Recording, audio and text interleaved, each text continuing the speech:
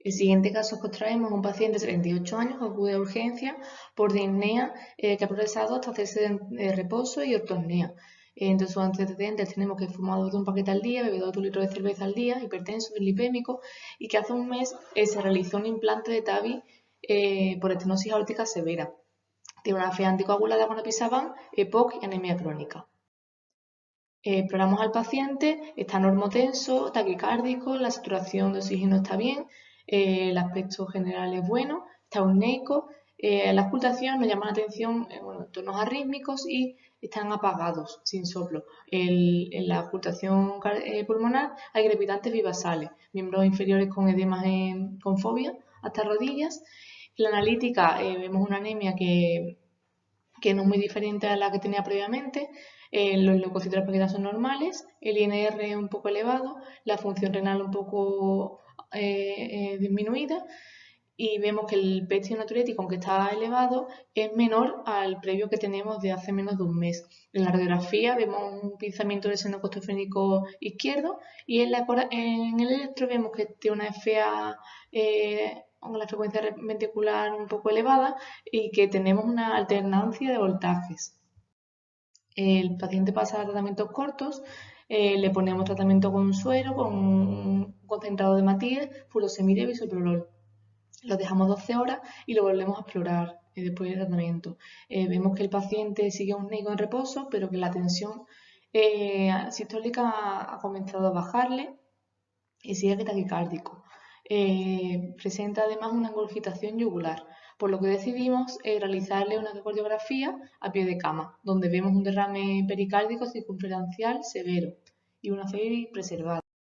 Con todos estos datos podemos decir que estamos ante un taponamiento cardíaco, ya que cumplimos la triada de B, hipotensión arterial sistólica, engurgitación yugular y tonos cardíacos apagados. También puede aparecer el pulso paradójico, que también lo tiene nuestro paciente, que es la disminución de 10 milímetros de mercurio de la tensión arterial sistólica con la expiración. Tratamiento para el taponamiento sería sueroterapia.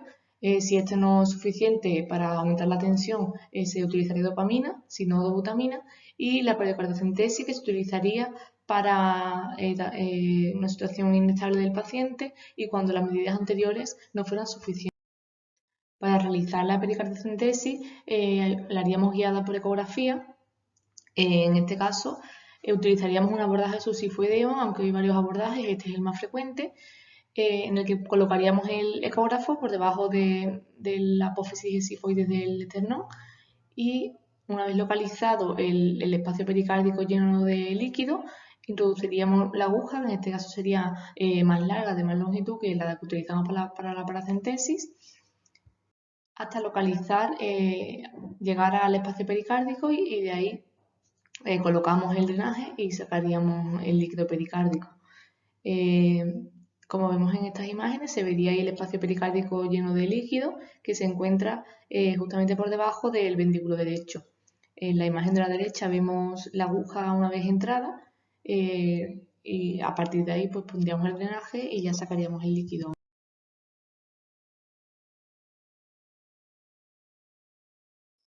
Bueno, y por último vamos a hablar de la toracocentesis.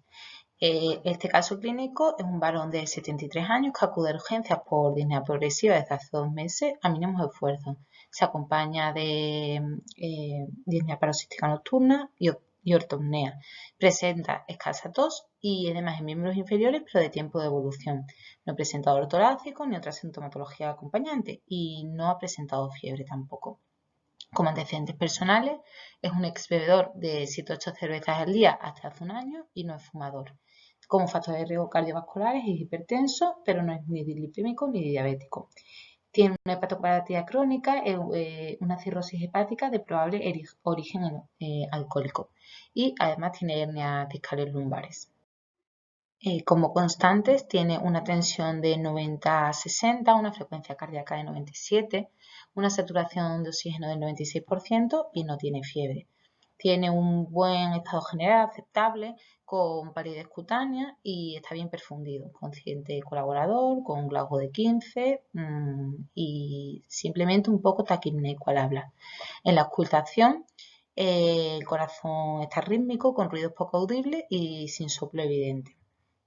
Tiene un poco de hipoventilación y un murmullo vesicular disminuido en ambas bases, con predominio en la izquierda. El abdomen es globuloso, sugestivo de ascitis, no tiene puntos dolorosos y tiene los ruidos hidroaéreos conservados. Y los miembros inferiores presentan edemas con fobia a raíz de los muslos y también en zonas declives. Se realiza un electro que está en ritmo sinusal, 85 latidos por minuto, sin otras alteraciones, con un eje izquierdo, pero sin más alteraciones. La analítica tiene un hemograma normal, una coagulación también, una creatinina de 1,83 con una urea del 96, pero el resto normal, una gasometría venosa normal y un péptido de 518. Y en la radiografía de tórax lo que encontramos es un derrame pleural izquierdo en el tercio inferior sin desplazar silueta cardíaca y hay un pinzamiento del seno costofrénico derecho. Pues bien, los derrames pleurales son acumulaciones de líquido dentro del espacio pleural. Tienen múltiples causas y en general se clasifican como transudados o exudados.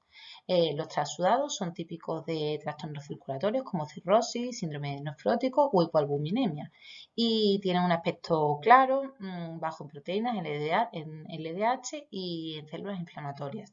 El exudado, por su parte, es típico de procesos inflamatorios como la neumonía, el cáncer, la tuberculosis. Es de aspecto más turbio, pero tiene un predominio de proteínas LDH y de células inflamatorias. El derrame pleural puede ser asintomático y descubrirse por casualidad durante una exploración o una radiografía de tórax, pero muchos presentan disnea, dolor torácico, dolor pleurítico o ambos.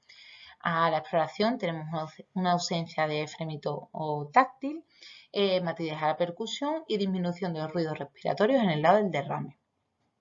¿Cómo lo podemos diagnosticar? Pues con una radiografía de tórax lo podríamos ver y luego para saber la causa pues tendríamos que hacer un análisis de líquido pleural mediante una toracocentesis. Siempre que sea posible, la toracocentesis que sea guiada por control ecográfico, ya que aumenta la recuperación del líquido y disminuye el riesgo de complicaciones. Una toracocentesis puede ser de tipo diagnóstica, es decir, cuando hay un líquido pleural nuevo o de etiología incierta que tenga más de 10 milímetros de espesor cuando el paciente se encuentra en decúbito lateral. Además, la toracocentesis también puede ser terapéutica, que lo que hace está indicada para aliviar los síntomas en pacientes con disnea causada por un gran derrame pleural.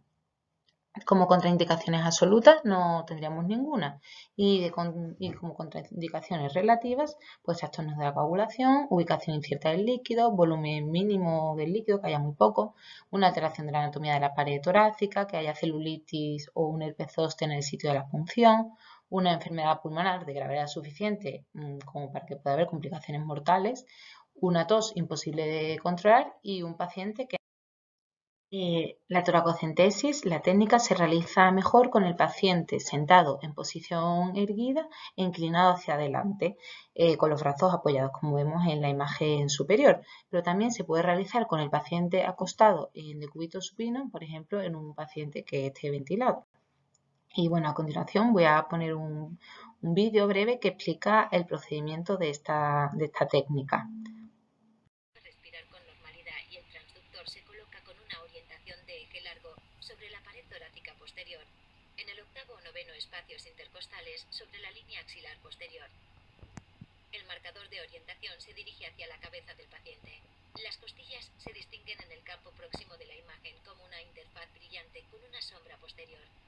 La línea pleural se identifica como una línea hiperecoica brillante entre las sombras de las costillas. Los movimientos de deslizamiento de avance y retroceso de la pleura visceral contra la pleura parietal durante la respiración generan la señal de deslizamiento pulmonar.